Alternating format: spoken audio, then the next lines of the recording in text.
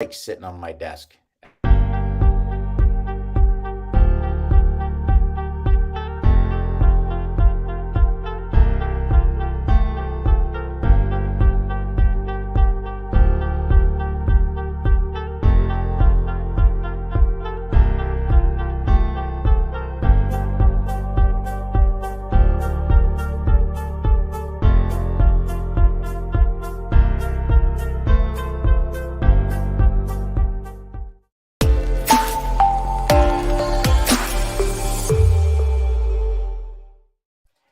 Hello, Thaddeus Campbell here. Welcome to the Storage Syndicate Spotlight. You see Murph there, Steve Murphy joining me, Going on, the everyone?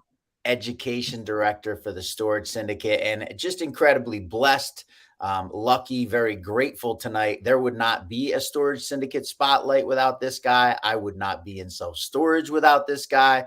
Personal mentor of mine and somebody that I am very thankful came into my life. So, want to welcome Joe Evangelisti to the spotlight. Joe, thanks so much for taking the time to come and join us. 100%, brother. Thanks for having me on. I'm excited. My pleasure, man. And it's just so cool to get ready for this interview in so many different ways it could go. I want to start out and preface just by saying, do not be afraid to run with something. I will have you back in the future if we run out of time and I don't get to everything I thought I wanted to get to. That's perfectly okay. We'll dive into it another time. But as I always do with the spotlight, want to kind of go back and I know a little bit of your story. I know you graduated high school, go into the Navy. I happen to have family that were Seabees in the Navy. I know that's the construction battalion of the Navy and going around the world. But I want to jump to the end of you getting out of the Navy and take me back. I think it was 06 or 07, and you got to figure out what the heck you're going to do. And you decide to go into real estate. Tell me why real estate, what drew you to this, and where did you go when you got out of the Seabees? Yeah, so I got to backtrack a little bit to tell the story because I grew up as the son of a general contractor, drywall contractor. My whole goal in life when I was a kid was to grow up one day and take over my dad's general contracting practice, right? And, just get involved in construction. So this whole thing was born out of my background in building and construction. And, it's a very easy transition from construction to real estate, right? So like a lot of people have it the other way around. They understand the licensure part and the contract part, and they learn that, and then they figure out the construction. I was kind of lucky in that I understood the construction, and I was like, man, it's gonna be easy to figure out this contract bullshit and mortgages and stuff like that. So like I was super, super confident going in on the construction aspect, doing a good product, making it look nice, putting together they used to call them sizzle features, like making it just look a little over the top so that when we went to market, we wouldn't have a problem selling. And so I kind of got into a reverse. I started out in the construction side, and then I worked my way into the brokerage side. And I think that's part of what gave me the confidence to do it. I got in and ultimately a terribly unlucky time, but I call it lucky because it was 07, right? And it taught us a lot of ways to pivot and course correct because, we got into it with the mindset that we're going to, flip a bunch of houses and make a ton of cash, and I'll be retired by the time I'm 35. And, I got smacked in the face after, a year in the business. The entire world came to a crash. And, we had to pivot. We had to turn into landlords. We had to stabilize the property. I had to get tenants, went and got my real estate license. I started bartending. I did all these things just to pay the bills. I had a young family, I had, a baby at the time who's now 13. And so, I had things I had to figure out. And so, that kind of, led us to figuring it out. I want to dive into that, right? Like, and it's such a mindset piece, and it's something that I've been very thankful to be exposed to with you. You right, you literally are like I was lucky, right? Like anybody that normal people don't look at like, hey, I decided to start fixing and flipping in the worst economic time in the history of real estate, and look back and say, hey, I'm lucky. When you take me back to like 08, 09, you finish these flips, you're like, man. What do you do when all of a sudden you're looking at this thing and you're like, I can't sell this thing. I can't make my money back. What's the mindset that gets you through that time when most people would freak out and not be able to make a decision? Yeah. And this is funny because, a lot of people, this happened to me long before coaching. Right. So, I don't know if it was like a mindset or if it was just I've always been a jump in both feet and learn how to swim in the deep end. Like you have to, in my opinion, there's no plan B. There should be no plan B ever. Like you have to survive or die, give up, quit. And the only thing that's led us to this point today where we're doing what we're doing is my ability to say everything is an obstacle is an opportunity. When I look at the obstacle, I look at what's the upside of the obstacle. What happens if I overcome the obstacle? How do I get on the other side of this obstacle? Like, to me, I heard something at the early stages of COVID, which has been resonating with me. It's like, a lot of these obstacles or challenges when we are faced with like an adversity like COVID or like the '08 crash or like any myriad of shit that can happen to you, right? Those things create the environment where you start to learn about maybe the things you should have been doing all along. Like COVID slapped a bunch of people upside their head. We shifted, as you're aware, because you were with me, we shifted from all in-house salespeople and a sales team to overnight, we were running an entire sales team over Zoom in 3 different countries. Like that was the adversity we needed to do the shit that we probably should have been doing all along anyway. And it just allows us to create different opportunities. That's no different than '08. In '08, I had 3 or 4 houses. I was buying my 5th and my 6th. I was bringing on private lenders. I was trying to get creative about doing deals. And I could have either just packed it up and went back to my day job or figured out how to work it out. And I'm just happy I figured out how to work it out. This brings me, I'm going to jump forward about a decade from there. And all of a sudden you're like in the late teens and, real estate is been on the up for a while. And you and your partners are doing pretty well in this whole thing. I know you've got the moniker, the Flip King. You've obviously been having success. I know a bunch of people you've taught to flip houses and to wholesale that love you to death for the lessons you've given them. So you're in this environment where you really have a ton of respect. You've created a niche for yourself. You're doing really well by outside appearance. And yet you just decide to say, you know what, time to change direction. Tell me what's going through your head when you do that. Frustration, scalability, long-term, net worth building and wealth creation. Like, so, you're flipping houses. It's a very interesting business because you can make a lot of money, but it's still really hard to build wealth. Everything's transactional. You're flipping a house to make 30, 40, 50 grand. And then of course, as soon as I got out of the business, people started making 150 grand flipping houses. But regardless, it was the next closing, the next check, the next thing, the next deal, the next. And, Brian and I actually sat back, at the end of I think it was 2018. And we were like, man, we just did 88 houses. What do you want to do next year? You want to do 100? You want to do 120? And Brian looks at me dead in the eyes. He's like, I don't ever want to do 88 again. And it was the biggest relief, because I think we tend to, especially as men, we tend to have egos. We want to push ourselves to the next level and see what else we can create. And him saying that to me, it hit me like a ton of bricks. I was like, dude, I'm with you. I don't want to do this again. Like it was just every week, the struggle. So then we started saying, okay, well, how do we transition into something that's more scalable, something that's easier to manage, something that's more effective, something that's more efficient, something that ultimately is going to cash flow, because we know cash flow is king, not cash, right? And it's going to build legacy wealth for not just us, but the people that we bring along with us. And so I knew it was commercial real estate, number one. Then I had to figure out the asset class. I went down the road of, do I do multifamily? And I'm not knocking multifamily, guys, but I've had 100+ doors. I've dealt with tenants. I've dealt with, clogged toilets. I always tell people like the toilet doesn't clog and the refrigerator doesn't break except for friggin' midnight on a Tuesday and noon on a Saturday. That's the only time that shit happens, right? Like you're never going to get a call in the middle of the workday and say my refrigerator's bad. Oh, no problem. I'll come over and fix it. It's always like the worst time. Tenants, evictions, all that shit. I dealt with that. And so, when I start looking down multifamily, I'm like, man, do I really want to exacerbate the current issues I already have with all these single family tenants? No. Okay. Well, what else is there? There's retail, there's office, there's, no toilets. Yeah. There's retail, there's office, there's self-storage. There's boat and RV, there's parking garages. There's all these different, there's triple net leases, and there's all these other opportunities. Now, this is pre-COVID, right? So when I say we got lucky again, we chose storage, which happens to be like this recession-proof business, which actually thrives in a down market. I could have just as easily went into offices. I could have bought 100 million worth of offices, and I'd be sitting here scratching my head trying to figure out how to reposition them to do something else because everyone's, getting away from office. I love the idea about storage because it's simple to build. There's very few toilets. The tenant laws are way, way more in our favor than they could ever be with the single family or multifamily world.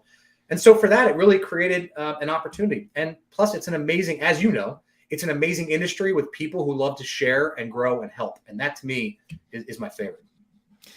So I know you've told me this story that you were in a mastermind with a guy, Sean Crook, which Mm-hmm. interestingly enough, I was out on Long Island this weekend hanging with a totally different guy who's looking to get into self-storage, who grew up with Sean Crook, which is just a funny, Small world. small world deal. So kind of funny. But tell me the importance of people and your network in landing where you are now.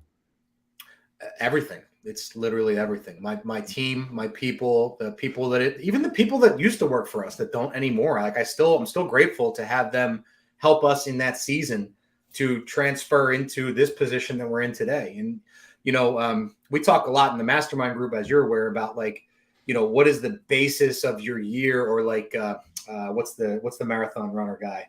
It's on the tip of my tongue. But he talks about your Misogi, right? Like having a big thing for the year that you can look back on. Well, to me, this year specifically, I really took time to kind of resonate on like, what's the impactful thing? It's people. I want to spend more time with relationships. I want to get deeper into knowing my people. I want to get deeper into mentoring and coaching. I want to get deeper into my clients, my client base, our investors. I want to know them better. That's kind of the mindset I have going into this year is, how can I deepen the relationships we already have? Because we have a lot of really, really good relationships. I can attest to that. I went down to Puerto Rico last week to Tim Bratz's Legacy Wealth Family, whatever it's called, Mastermind. Mm-hmm. I should know the name of that. Sorry, Tim. The Legacy Family. Legacy There Family. you go. I'm gonna get it right. Yep. And you're just universally respected, and that's kind of a neat thing to see. And obviously, what I love is that the Storage Syndicate is your mastermind, and you've had others before in other spaces you were in.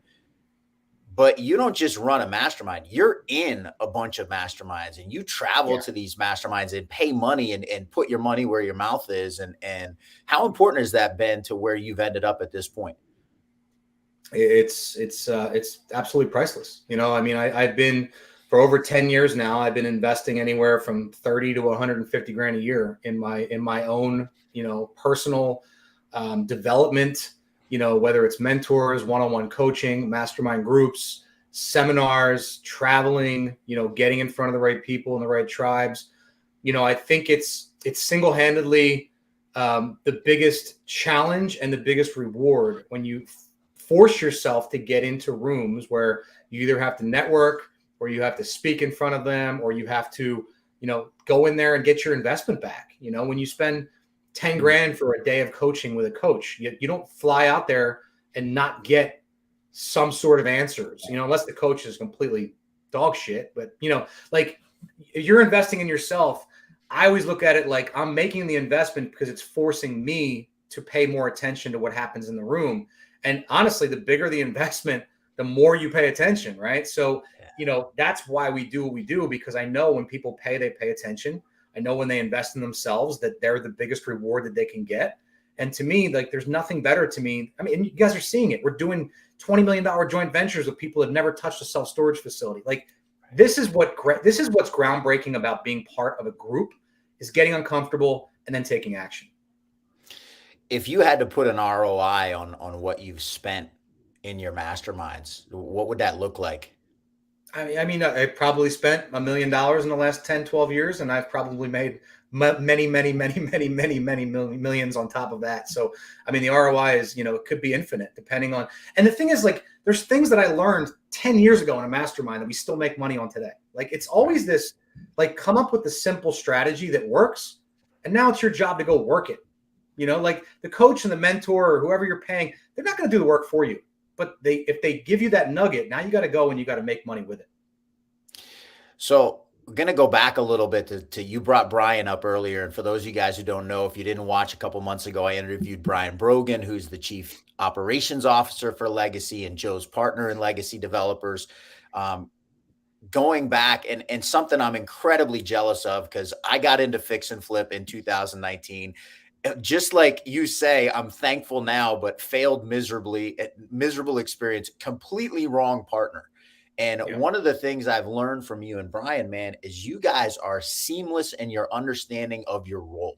You do not step on each other's toes with what you do within the business. And I just watch it and I'm like, man, that's hard to do as men because we're type A personalities. We want to be in control. We want to run the ship. And you guys, man, you set your ego aside on the pieces that are that the other person's going to take care of. How do Yeah. you pull that off? How hard is that? And what does it mean to you to have a partner like Brian to run the race with? Listen, I mean, I have had in my course of time, I've had some amazing partners that ran their course. That was a season. We went through it. I've had some absolutely terrible assholes that I wish I'd never got in bed with to begin with. I've kind of run the gamut, but what I have learned, and I think what makes Brian and I really, really tick well, is there's 4 components to a partnership. And you have to be crystal clear about these things because most partnerships end because people step over a boundary or this partner thinks that partner is doing something wrong or whatever, but that comes from these 4 principles, right? You need roles and responsibilities, timelines, milestones, and expectations, right? We all have to bring something different to the table. One of my first partnerships, awesome guy, amazing guy, but we didn't have 2 separate strong suits. We were both good at construction. We were both good at finding deals. We were both good at private money. And so when you're both doing the same thing over and over again, it makes one person and the other feel like, oh, well, I'm putting in more effort. When you're doing totally different things like Brian and I, I'm the visionary. I'm the investor relations guy. I'm having conversations with people for the fund. He's doing the construction. He's talking to the banks. Like we're just in 2 different worlds. And so, we might talk 5 or 10 times a week, but the reality of it is it's usually just to update each other about what the other one's doing. Like I'm not asking his permission. He's not asking mine. He stays in his role. I stay in mine. We both have a common goal and we both share the same vision. And I think when you can do that, you're going to create a great partnership. How much does that, I know you talked about like paying for a mastermind and how it forces you to go out and make the money back. When you have a partnership like you have with Brian, how much does that light a fire under you to make sure that you are answering the call on your roles and responsibilities? I mean, listen, I feel accountable to every single, I feel accountable to you guys. Like it's my role to make sure you get fed. That's it. So my accountability to the team is paramount to everything. I literally wake up in the middle of the night thinking about your paycheck, not mine. And I think that if more visionaries, and I'm not saying that, to sound like an arrogant ass, it took me years to figure that out, right? Like I had 30, 40 employees, 5, 7 years ago. And like, I didn't really care for them. And I didn't love our culture. And I didn't really think about their well-being as much as I should have. And it took me growing as a leader to realize the more I care about you making money, the more I end up making money, and so I have to care about your well-being. I have to care about you making enough to feed your family. I have to give you opportunities. In fact, I have to go create opportunities for you guys to make more money. And, the byproduct of that is like everything else. It's an abundance mindset. The more you make, the more I make. Love that. So you brought up a little earlier about coaching, and obviously you do coach and you coach other business people, and I've been a beneficiary of your coaching and can speak incredibly highly about it. But you also coach. You have a coach that you pay to, and he's a super high level coach, one of the best of the best. What does that look like for you? Why at this point you have this, this commercial development company, hundreds of millions of dollars of assets that you guys are building, and yet you're still taking the time to go out and have somebody else sit down with you. I don't know what that looks like from a time commitment from your spot, but tell me why are you still investing in that? So we have this analogy in the coaching business that I think is so paramount for every visionary listening to this, everyone who owns a business, entrepreneurs. I don't care if you have 2 employees or 200 employees, right? We always talk about the cup, right? The bowl and the pitcher, right? So if you picture like this big ass bowl underneath, picture like a mug above that, and then like an iced tea pitcher, like a big ass water pitcher above that. Our job as visionaries, our job as leaders, our job, like you guys, I tell you this all the time. You can't become a good leader to other folks. You can't guide them if you're not constantly pouring that water out of that pitcher and overflowing the cup, right? So you picture the cup, it gets that meniscus before it just finally gushes over the side, right? Picture the bowl being all the knowledge you can share.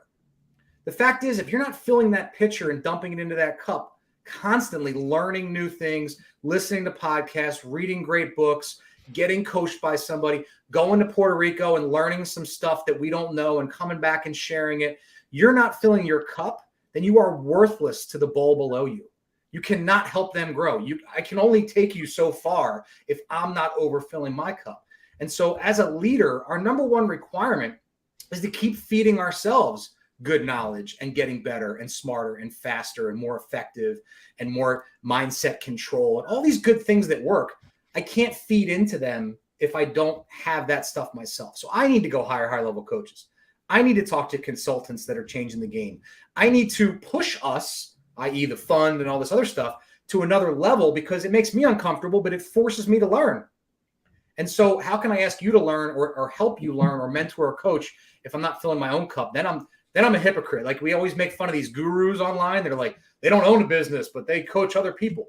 Well, they're not filling their cup. They don't know what it's like to get challenged. They're not getting their teeth kicked in every single day. They're not dealing with, obstacles that normal business owners face every day if that's all they're doing most of the time, right? So I think that's what's paramount to the whole thing.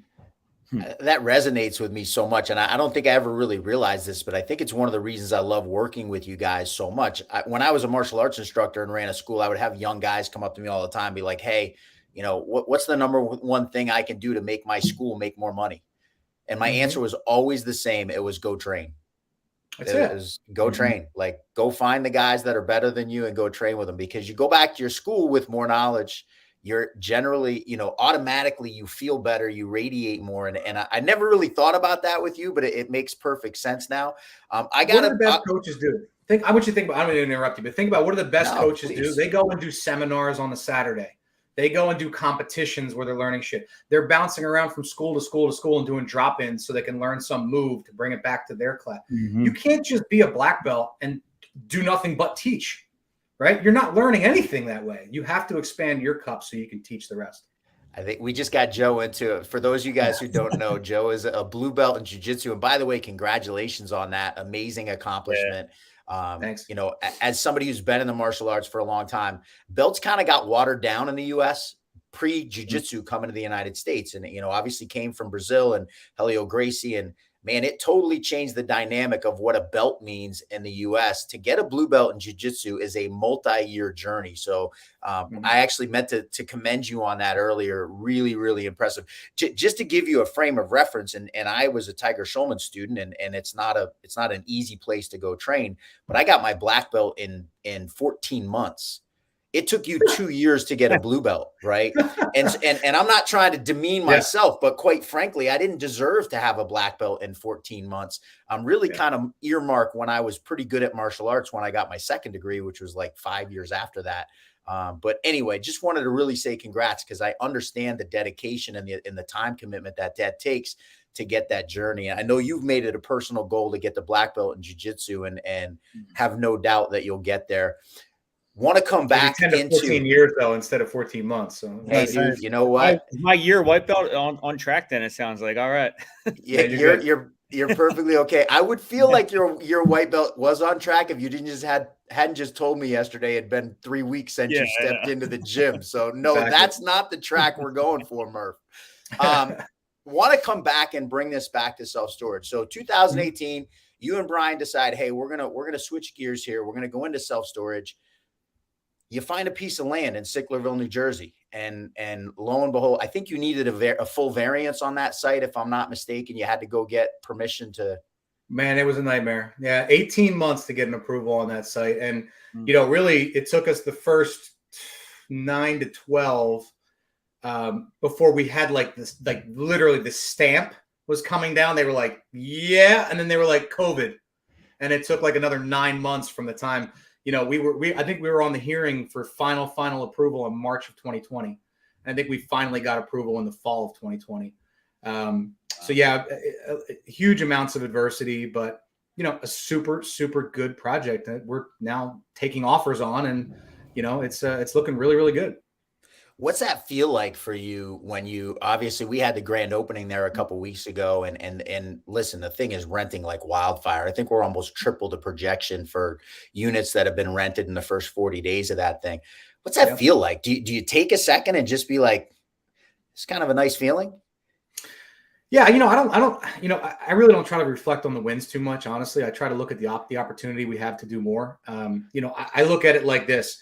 I was absolutely terrified. It wasn't that long ago, guys, that this is what you have to like kind of conceptualize. And I think it's what's so important for those people who haven't done this stuff yet. It was probably 7 or 8 years ago when I put an addition on a house for the first time. And I remember standing out front of the street where they were tearing the roof off and like the damn near having a stroke, thinking to myself, like, I'm going to put a family in this house. Like, what if this thing collapses and I kill the children? And like, I don't know what I'm doing, but I had to rely on the architects, rely on the engineers, rely on the carpenters, rely on the framers. And then of course we put out a great product. And now here we are, fast forward 7, 8 years, whatever it is. And Brian and I standing out front of a 100,000 square foot facility that's complete. And, it's a little bit surreal, but, I look at it like, okay, great. We did it. Now let's do 100 more. Nice. I love that. You kind of brought up that feeling when you're watching that first edition and how you're like, holy crap. And I know it's something that we talk about a lot, this idea of imposter syndrome, right? And how do you battle with this idea? And I know you go through it because you've talked to me about it. I go through it all the time. I catch myself with it where you're all of a sudden like, do I really belong here? How do you beat that? It never goes away. The secret to folks that need to understand is, and I listen, if you study any major player in the world who has success and talks about it, listen to Ed Milet on his number one podcast on the planet. Ed talks about feeling like an imposter all the time. Like it doesn't go away. There's just new levels to it. So like your goal should be to feel like an imposter. Now that's not the same as fake it till you make it, right? Like don't be a con artist, don't bullshit people, don't lie to people, but you also got to put yourself in a position where you feel a little bit fake along the way, because that's how you grow. That's not you being fake, it's you being uncomfortable. And that's the distinction. Like people say, well, I feel like I'm a fraud, or I feel like it's imposter syndrome. It's not imposter syndrome. That's your subconscious trying to protect you from doing something that's a little bit scary or a little bit uncomfortable. So it's telling you these things we call rational lies, right? What happens when you have an idea and you can't really conceptualize that limiting belief? You rationalize, well, maybe I'm not the right fit. Maybe I'm not good enough. Maybe I'm not strong enough. Maybe I'm not educated enough. Maybe I don't really have what I think, what it takes to do this. And so what you're doing when you break that word down is you're telling yourself rational lies about why you don't deserve the success, right? One of the modalities of fear is success is for others. We've been taught this our whole life. For most of us, if you grew up as a middle class or lower middle class, that's kind of how Steven and I grew up. Nobody went out there and did the shit that we're doing today.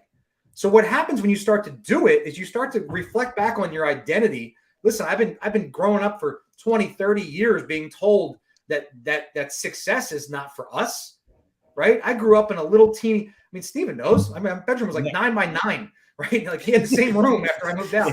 To go from that to we're doing $250 million worth of construction. Like, I don't have to tell you, my mom doesn't even conceptualize what the hell we do. Like, she literally told me, I still don't know what to do, right? Because it's ingrained in our identity that we're not meant for success. So we have to fight that every single day. I love that. So glad I went down that road. Your answer, and Jose chimed in down there saying that was inspiring. Going back a while, by the way, you gave the advice on partnerships, and Carl chimed in. That's perfect for marriage too. So I wanted to just note Carl out there. All right. All jokes aside, by the way, Erica, if you could keep the comments up longer because I can't read them fast enough when you're putting on. All jokes aside, partnerships are partnerships, right? I don't care if it's a business or a marriage or a joint venture. Like when you guys decide to have a relationship that has some sort of outcome, you have to have those 4 things, right? You have to have reasonable expectations. You have to have roles and responsibilities. You have to put some timing behind it. You have to set some milestones. When you do that, it's amazing how well your own relationships work out. Your marriage, your girlfriend, your boyfriend, whatever, it's no different than business. You have to set those ground rules and those parameters. It makes for a way, way better experience. So Salonda, I think, I hope I didn't massacre your name, but she just put a comment on there and I was going to go somewhere, but her comment was so appropriate. And I think you're going to be the right person to ask. She says she's having a hard time getting started with her storage journey and how to fund it. So I'm going to go back to Vegas back in September. You have the very first live event for the Storage Syndicate for your storage mastermind. There's literally been millions of dollars that changed hands from people within that room. How does that make you feel to know that, hey, and by the way, not to you, not to Joe Evangelisti and Brian Brogan, to other members of the mastermind that wanted to get into storage, and not to say that you haven't probably benefited from the people that were in that room from those relationships, but man, we know people in that room who've literally funded millions of dollars of their deals just from paying a couple $1,000s to go be in a room.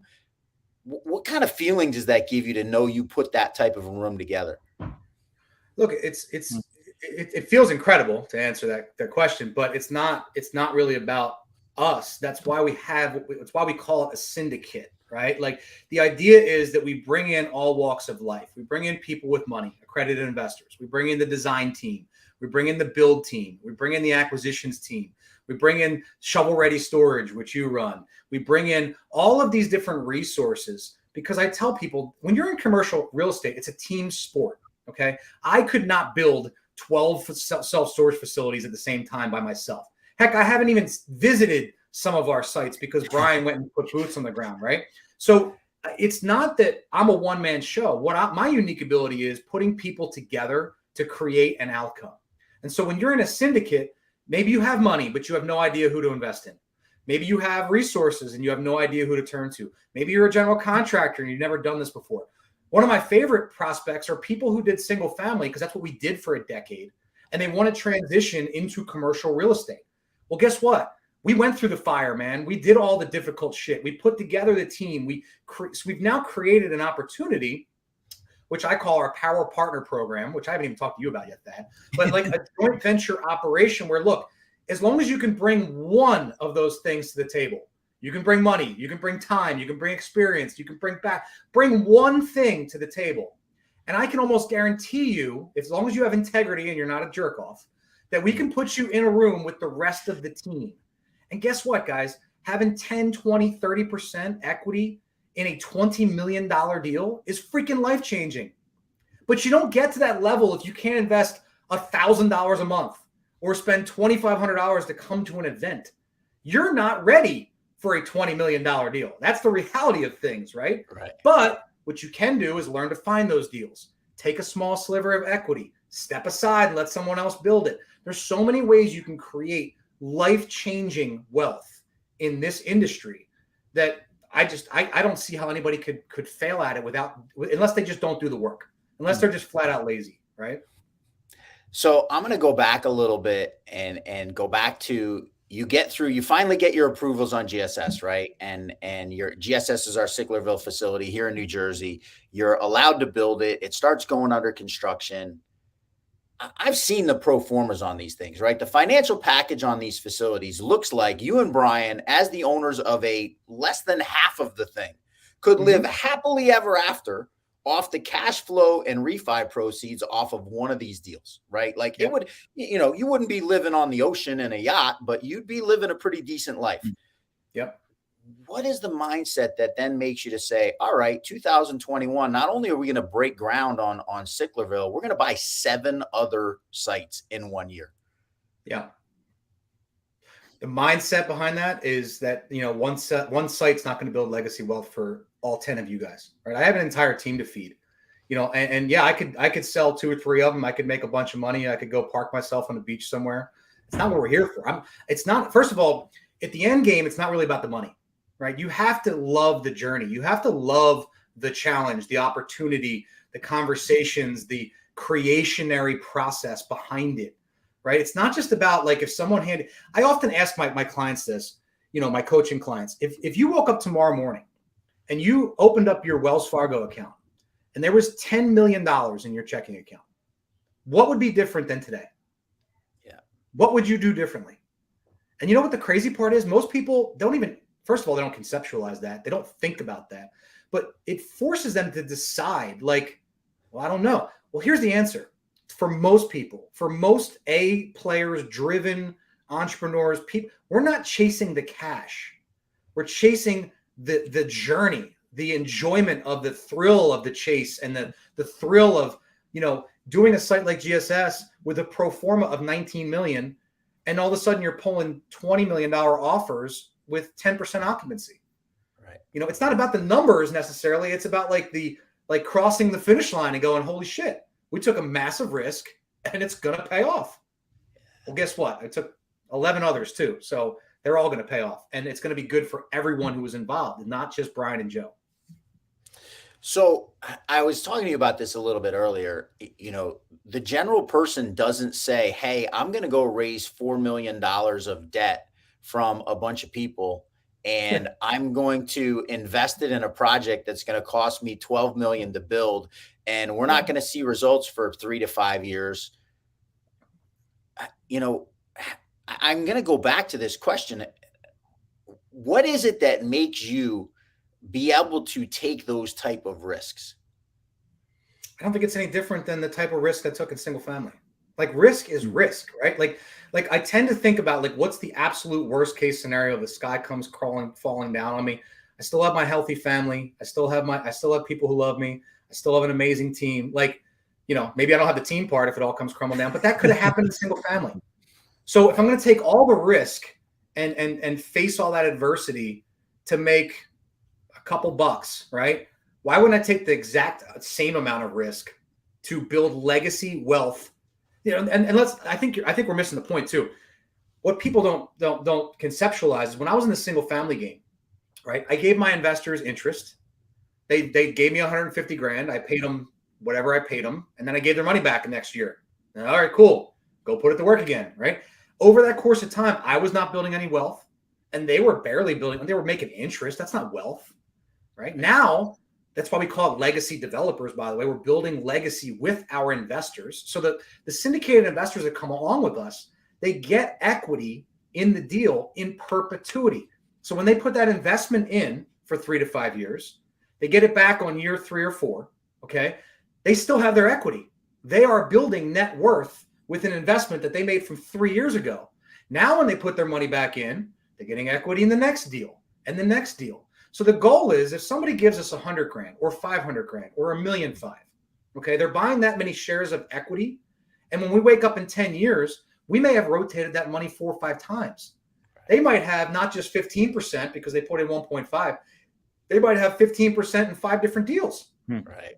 And they got their 1.5 back, right? So this is the difference between, the transactional fix and flip model where we take the money, churn and burn, hand it back, take it again, and the long-term legacy wealth of commercial real estate and cash flow. Love that. I know you were watching the call I did with Dave Specht a couple of weeks ago. Dave got 5% equity in the San Antonio project because he found that deal for us. He didn't even put money into it. And we went through the numbers based on the pro forma of what that looks like. He just had a baby boy, December 7th, I think. When that kid's 20, his stake in that deal looks to be worth like $1.5 million. It's mind boggling, right? So you're talking about an investor. They put 500,000 in one deal. They get 5 shares in the deal. They get all their money back in 3 years with a bunch of interest, typically 15, 18% return, but they still own the 5%. And 20 years from now, it's $1 million plus. It's really mind-boggling when you start looking at the numbers. I'm not going to go too far down that road because I got a couple more questions I definitely want to ask you before we get to 7:45. Sure. You've done a syndication model, and it's been a challenge. I know it's been hard. When you do a syndication, you got to get legal documents drawn up for each individual deal. Syndication, for those of you who don't know, is you can only raise money from accredited investors, people that are making certain earmarks for either earnings or net worth. And you have to do it on each individual deal. And it's like always a time crunch. But you did 9 of them successfully. How do you deal with that pressure of like, hey, I got 30 days to get to closing. It's 2 weeks to get the syndication documents together. And I got to have $2.5 million in a bank account by March 30th. Well, as you know, it's a complete nightmare and it's a complete bottleneck. And, after the team had just gotten done dumping 9, 10, 12 months of due diligence and design and approvals and renderings and all that kind after we've sunk $100,000+ into due diligence and getting approvals, now you're up against the chopping block of, the seller's going to cancel the contract in 2 weeks if you can't close. So we need to go pull $3 million together. it was a nightmare. I mean, there's just no two ways about it. We've had to extend contracts. We've been at risk. I've lost hundreds of thousands in escrows from bad deals or deals that we couldn't, I don't want to say couldn't get across the finish line, but we had to walk away from, or, all those things, due diligence money and all that kind of stuff. So, I think what you're hinting at and what we're transitioning into is a fund where we can do multiple deals under one heading, and it's not deal by deal, raise it all last minute, helter skelter kind of money. It's creating a pool of assets or pool of equity investors who we can go out. Maybe we can do 15, 20, 25 deals over the course of the next 5 years. I think it's going to be not only a lot more beneficial to our investors because they're spread out over multiple deals, but also a lot more easy on a transactional basis for our team. Okay, you just made that sound so rainbows and butterflies. Hey, we're just going to go to a fund model and we're going to get rid of all the pain of the syndication. What you failed to mention is that you're now having to go out and raise $50 million. Yeah. Like it was, again, this choice. And I think it's kind of, if you're not getting the theme here yet, those of you that are listening, you purposefully made a choice to go put yourself in a place that's freaking ridiculous to normal people. Yeah. I mean, it's a no turn back model, though. You got to look at it this way. What is our unique ability as legacy developers? We're amazing at acquiring good deals, and we're amazing at building deals. The bottleneck is capital. It always has been. And by the way, I mean, people who aren't telling you that are kind of bullshitting you. Like that's the toughest part about this business, right? Is bringing in the right capital. But once you can, right? We have a pipeline of amazing deals we can take down. Brian just got back from a deal in Atlanta, Georgia last week that's awesome on paper. It looks great. Can't wait to buy it.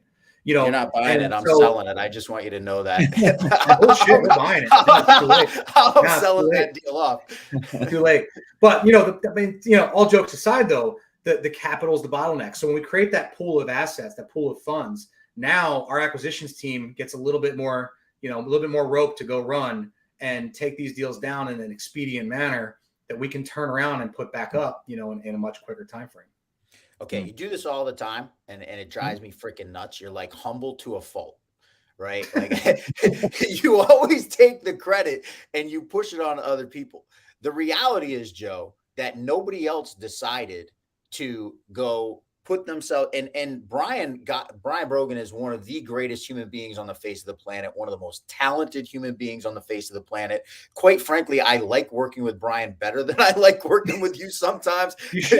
You're too real sometimes. You hurt feelings a little more often, which is okay. But Brian didn't decide to put himself in the position that he's got to go raise 50 million because that's not his role and responsibility. That's Correct. Joe Evangelisti's responsibility. So again, I'm gonna give you some credit for that, man, because it's just not a normal thing that most people would be willing to do. I sent you this message. I would argue that nobody on this call is normal, though. See, that's the thing. Our culture is to make people abnormal. It's to make people do things that they're uncomfortable doing because it's going to make them better people. And you know that. And I'm just saying it because you guys wouldn't be here if you weren't abnormal, if you were conformists, if you didn't have the courage to go out there, kick ass. I mean, Thad, all the credit in the last 2 years, you literally have taken a concept and you weren't even in self-storage 2 years ago, and you've become the CEO of Shovel Ready Storage. You've done deals with some of the biggest developers in the country. You didn't do that because I made those introductions, right? You didn't do that because I pushed it across the finish line. You did that because you learned the culture of kick ass, take names, and figure it out along the way. I appreciate that, and I'm gonna be humble to a fault and tell you that while I trust me, look in the mirror and give myself a pat on the back sometimes because it has been pretty cool what I've been able to accomplish. The reality is I don't have the environment in which to accomplish that if you aren't a person that's willing to say, hey, I'm gonna go buy 9 different self-storage property. Listen, if people knew what our bank account was simply for earnest money deposits on new acquisitions, right? We put more money into earnest money for new acquisitions than most people have ever seen in their life. And so I want to put it out there and just give you a minute of credit. And I know you won't take it, but I'm going to shout it out to the world that, man, it's just wildly impressive to see somebody that, while you, and I alluded to this kind of jokingly earlier, I'll say quite honestly, you've hurt my feelings many, many times because you are brutally honest. But what I love is that you walk the walk. Like, you do it to yourself too. You put yourself, you've had times where you're like, hey, Thad, you got to go sell a deal. Like, our whole culture is relying on you to go get something done. But then you say, all right, I'll show you, I'll show you up a little bit. Yeah, you got to go sell a deal. I got to go raise $50 million. And that's just to be commended, man. So we're coming up on 7:45, and I always try and honor everybody's time. So I'm going to wrap things up here. As I thought, there's 15 different roads I could go down that I didn't get a chance to dive into, but want to tell all the listeners, thanks for tuning in. Listen, it is not too late to get a ticket to come down and join us with NOLA. It will be the greatest investment you've ever made in your life. As I said, the people that dove in Vegas, who joined the syndicate full time, attended the mastermind, but then followed up by getting in groups of pods in the syndicate mastermind and kept those relationships going.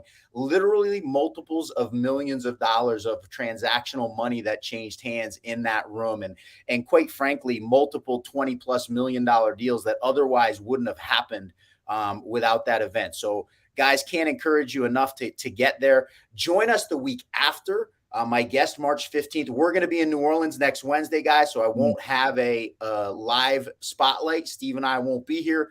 We'll be down in New Orleans. But the following week, very lucky to have Alex Burnham joining me. Alex Burnham, the Burnham family out of Missouri, they own Storage Mart, the largest privately held self-storage company in the world. Currently currently $8 billion worth of assets. Really kind of an incredible number to start fathoming, but excited to talk to Alex, gracious enough to join us. Joe, man, love you, appreciate you, cannot thank you enough for joining us. Guys, that's it for tonight. Appreciate you guys tuning into the Storage Syndicate Spotlight. You'd almost think I could say the name of my own show. Appreciate all of you guys for tuning in, and we'll see you in a couple weeks. Awesome. Thanks, Joe. Thanks, guys. Appreciate it.